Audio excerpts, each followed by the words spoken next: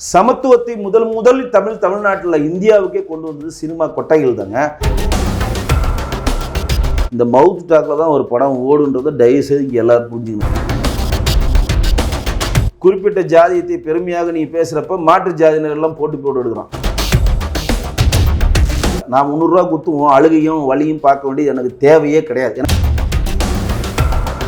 நான் பாதிக்கப்பட்டேன், அதை பிரதிபலிக்கிறேன்னு சொல்ற படங்கள்லாம் புறக்கணிக்கப்படணும்னு தான் என்னுடைய கருத்து. நியூஸ் தமிழர்களுக்கு வணக்கம். பல்வேறு சினிமா செய்திகளை பகிர்ந்து கொள்வதற்காக நம்முடைய வருகை தந்திருக்கிறார் தயாரிப்பாளருமான டாக்டர் பி.கே. வெங்கடேசன் அவர்கள். வணக்கம் சார். வணக்கம் ஜி. தமிழ் சினிமாவில் சமீபத்தில் பயங்கரமாக சர்ச்சை போயிட்டு இருக்குது திரைப்படங்களை விமர்சிக்கிறது தொடர்பாக. இந்த திரைப்படங்களை விமர்சிக்கிறது சரியா தவறா? திரைப்படங்களை விமர்சிக்க கூடாதுன்னு யாருக்கும் சொல்றது இங்கே எந்த உரிமையும் கிடையாது. ஏன்னா 300 ரூபா கொடுத்து படம் பார்த்தவன் அந்த படம் நல்லா இருந்தாலும் நல்லா இருக்குன்னு சொல்ல போகிறான், நல்லா இல்லைனா நல்லா இல்லைன்னு சொல்ல போகிறான். ரப்பர் பந்து படம்னு ஒரு படம் வந்துச்சு, எல்லாம் விமர்சிச்சாங்க, அது ஓடாமையா போச்சு? ஓடிச்சா இல்லையா? எல்லா சிறிய படங்களும் வந்துச்சு, குட் நைட் படம் வந்துச்சு, ஓடிச்சா இல்லையா? சிறு படங்கள் வந்தாலும் மக்கள் மனதில் இடம் பெற்றால் அது போட்டு நகரப்போகுது. விமர்சிக்கக்கூடாதுன்னு சொல்கிறதுக்கு நீங்கள் யார் ஃபஸ்ட்டு? நான் கேட்குறது, நான் பணம் கொடுத்துருக்கேன், காசு வாங்கியிருக்கேன், நான் ஒரு வீடியோ கூட ஒரு சேனலுக்கு போட்டிருக்கேன்.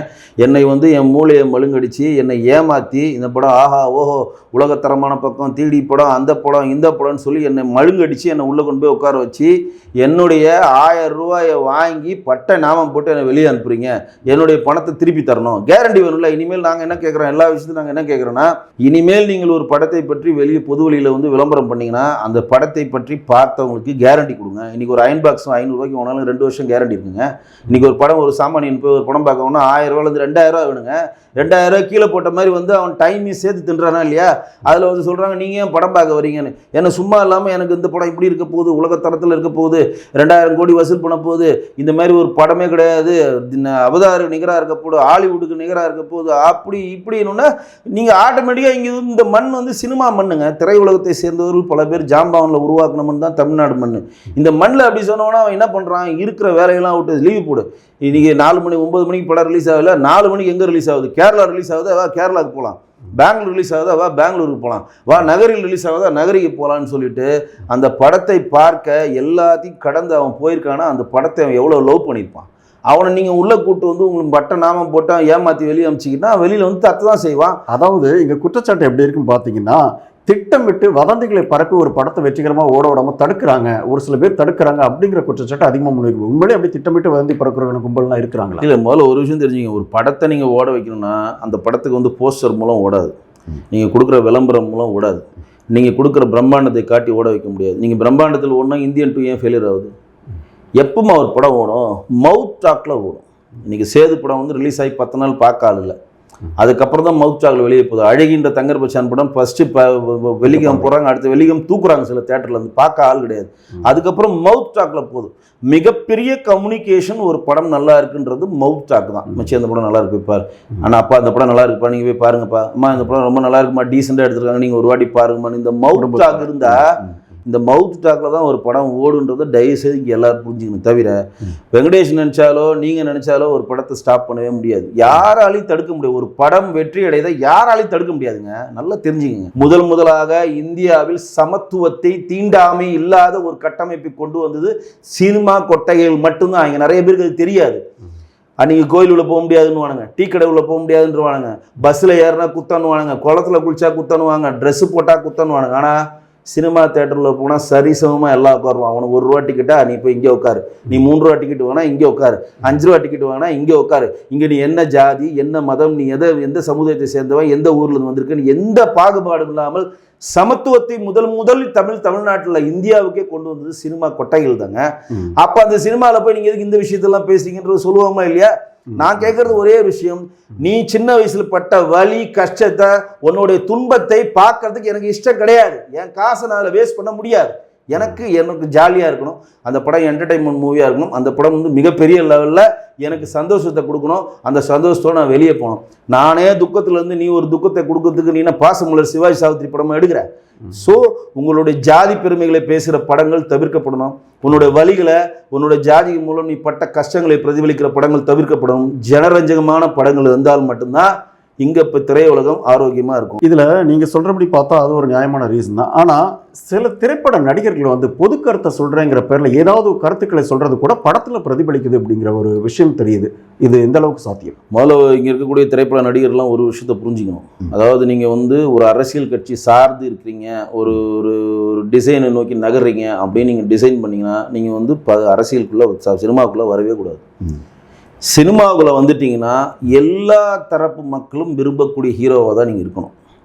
எப்போ வந்து ஒரு தரப்பை நோக்கி நீங்கள் நகர்ந்துட்டிங்கன்னா ஆப்போனண்ட் ஆட்டோமேட்டிக்காக எதிரி ஆகிடணும் இல்லையா? இப்போ வந்து அஜித் ரசிகர்கள் இருக்காங்க, விஜய் ரசிகர்கள் இருக்காங்க.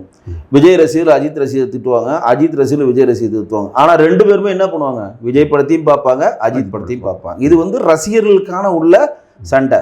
ஒரு அரசியல் ரீதியாக நீங்கள் ஒரு சமூகமோ ஒரு கட்சியை நோக்கி நீங்கள் நகர்ந்தீங்கன்னா அந்த கட்சியில் இருக்கிறவரான் இருக்கிற வேலையெல்லாம் விட்டுட்டு எப்படா இவன் படம் வரும்னு வெயிட் பண்ணுவான். எப்படா வரும்?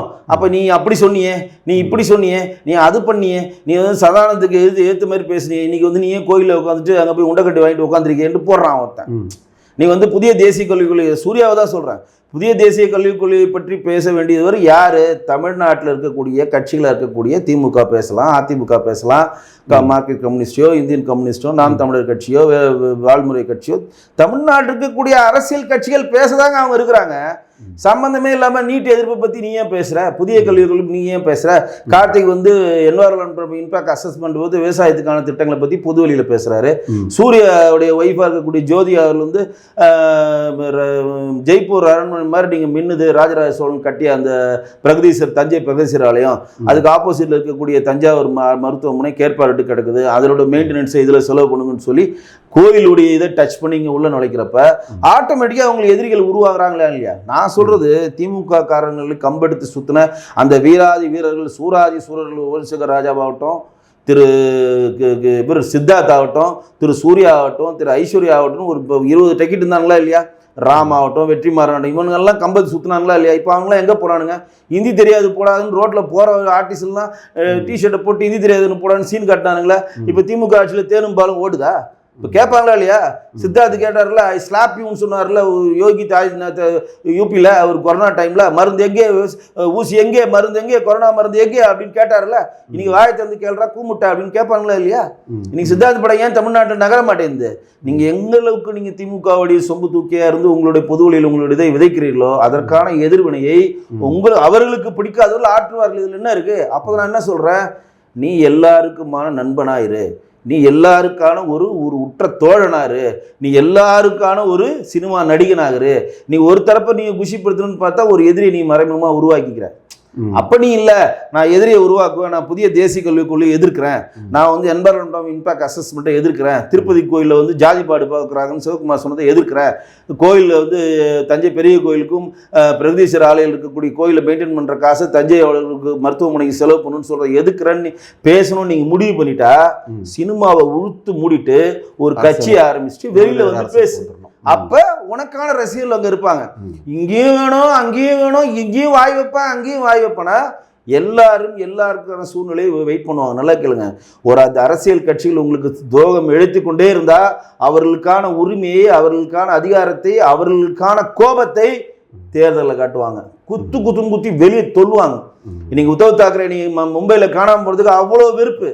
ஒரு இந்துத்துவ கொள்கையிலிருந்து மாற்று இந்துத்துவ நோக்கி சிறுபான்மையினருக்கு சப்போர்ட் பண்ற காங்கிரஸை நோக்கி இவங்க நகர்ந்துட்டு நம்மளை வந்து இந்துத்துவ கொள்கையிலிருந்து மாறுபடுத்துறாரு அப்படின்னு நம்மளோட பேஸையே அவர் வந்து கொச்சைப்படுத்திட்டாருன்னு தான் குத்தி வெளியே தள்ளிட்டாங்க. நீங்க வந்து இல்லவே இல்லைன்னு ஆகிட்டாங்க. உத்தவ் தாக்கரோட சிவசேனான்னு ஒரு கட்சியில் மாதிரி பண்ணிட்டாங்க. இந்த கோபம் நம்ம மக்கள் எல்லாம் முட்டாள் நினச்சிட்டு இருக்காங்க. மக்கள் எல்லாத்தையும் உள்வாங்கிப்பான், எல்லாத்தையும் உள்ள ரசிச்சுக்கிட்டே இருப்பான். என்னைக்கு அவனுக்கு சான்ஸ் வருதோ அன்னைக்கு வச்சு குத்துவான். அப்படி குத்துனது தான் இந்த கங்குவா. ஒடுக்கப்பட்டவர்களுக்காக படம் எடுக்கிறோம், நசுக்கப்பட்டவர்களை படம் எடுக்கிறேன்னு சொல்லிட்டு சமீபத்தில் ஏன் இந்த மாதிரி ஏற்றத்தாழ்வுகளை மையமாக வச்சு படம் வந்திருக்கு? ஒரு தயாரிப்பாளர் எப்படி பார்க்குறீங்க? இல்லை, ஒடுக்கப்பட்ட மக்களுக்காக படம் எடுக்கிறேன், இந்த நசுக்கப்பட்ட படம் எடுக்கிறேன், நான் வந்து பாதிக்கப்பட்டேன், அதை பிரதிபலிக்கிறேன்னு சொல்கிற படங்கள்லாம் வந்து புறக்கணிக்கப்படணும்னு தான் என்னுடைய கருத்து. ஏன்னா நீ உன்னோட வலியை, உன்னுடைய அழுகையை ரசிக்கிறதுக்கு நான் வரல. நான் 300 ரூபா குத்துவோம் அழுகையும் வலியும் பார்க்க வேண்டியது எனக்கு தேவையே கிடையாது. எனக்கு தேவையா? நானே பல வழியில் வரேன், நானே பல இன்னல்களோட வரேன், நானே ஒரு 3 மணி நேரம் நிம்மதியாக இருக்குன்னு வரேன். நீ வந்து இவ்வளோ கஷ்டப்பட்ட, நான் இவ்வளோ வழியை அறிவிச்சேன், என்னை இவன்லாம் துன்புறுத்தினா, என்னை இவன்லாம் வந்து இந்த மாதிரி பிரச்சனை பண்ணான்னு உன்னுடைய கதையை கேட்க நான் இங்கே இருக்கிறேன். எனக்கு பணம் எப்படி இருக்கும்? ஜனரஞ்சமாக இருக்கும். சூப்பர் ஸ்டார் ரஜினிகாந்த் எதுக்கு இன்னைக்கு வரைக்கும் சூப்பர் ஸ்டாராக இருக்காரு? அவர் யாருன்னா வழிகளை பிரதிபலிக்கிறாரா? இன்னைக்கு வழிகளை பிரதிபலிச்சனால்தான் வேட்டையன் காணாமல் போயிடுச்சுங்க. நீங்க வேட்டையனுக்குள்ளே எவ்வளவு பெரிய அரசியல் இருக்கு தெரியுங்களா? திரு சூர்யா அவர்கள் வந்து எல்லா இடத்தையும் நீட் எதிர்ப்பு பத்தி பேசுறாரு.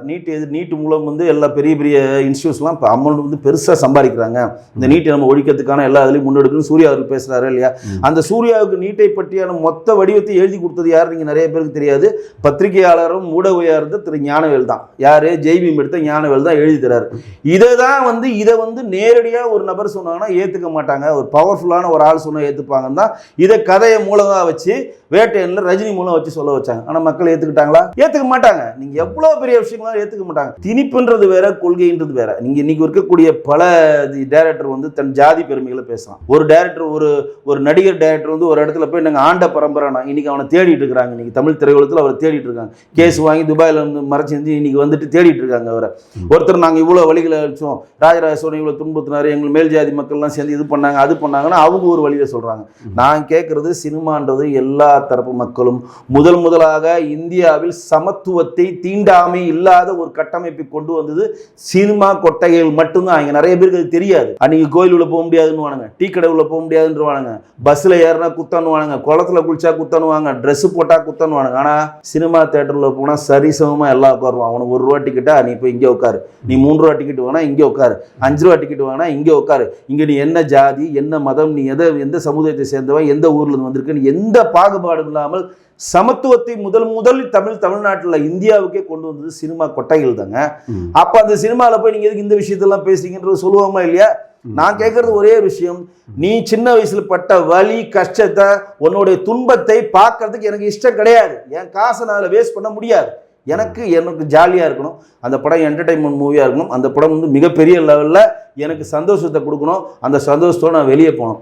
நானே துக்கத்துலேருந்து நீ ஒரு துக்கத்தை கொடுக்கறதுக்கு நீ என்ன பாசமலர் சிவாஜி சாவித்திரி படமாக எடுக்கிற? ஸோ உங்களுடைய ஜாதி பெருமைகளை பேசுகிற படங்கள் தவிர்க்கப்படணும். உன்னுடைய வழிகளை, உன்னுடைய ஜாதி மூலம் நீ பட்ட கஷ்டங்களை பிரதிபலிக்கிற படங்கள் தவிர்க்கப்படணும். ஜனரஞ்சகமான படங்கள் இருந்தால் மட்டும்தான் இங்கே இப்போ திரையுலகம் ஆரோக்கியமாக இருக்கும். இல்லாட்டி குறிப்பிட்ட ஜாதியத்தை பெருமையாக நீ பேசுறப்ப மாற்று ஜாதியினர் எல்லாம் போட்டு எடுக்கிறான். ரஞ்சித் பட்டியல சமூகத்திற்கெல்லாம் சப்போர்ட் பண்ணி எடுத்தா மோகன் என்ன பண்றாரு? நீ என்ன சப்போர்ட் பண்ணி எடுக்கிற? மோகன்ஜி வந்து நான் வந்து வன்னியர் சமூகத்தில் சப்போர்ட் பண்ணி எடுப்பாரு, அவர் எடுக்கிறாரு. இந்த சேர் முத்தையா என்ன பண்றாரு? நான் முக்குளத்தோரை சேர்ந்து சப்போர்ட் பண்ணி எடுக்கிறேன்னு அவர் எடுக்கிறாரு.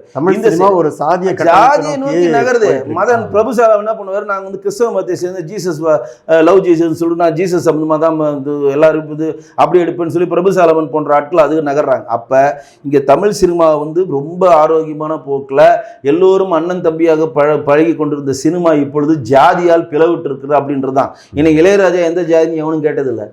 சிவாஜிராவ் கைவாட் சொல்லி ரஜினிகாந்த் எந்த ஜாதின்னு யாரும் பார்த்ததில்லை.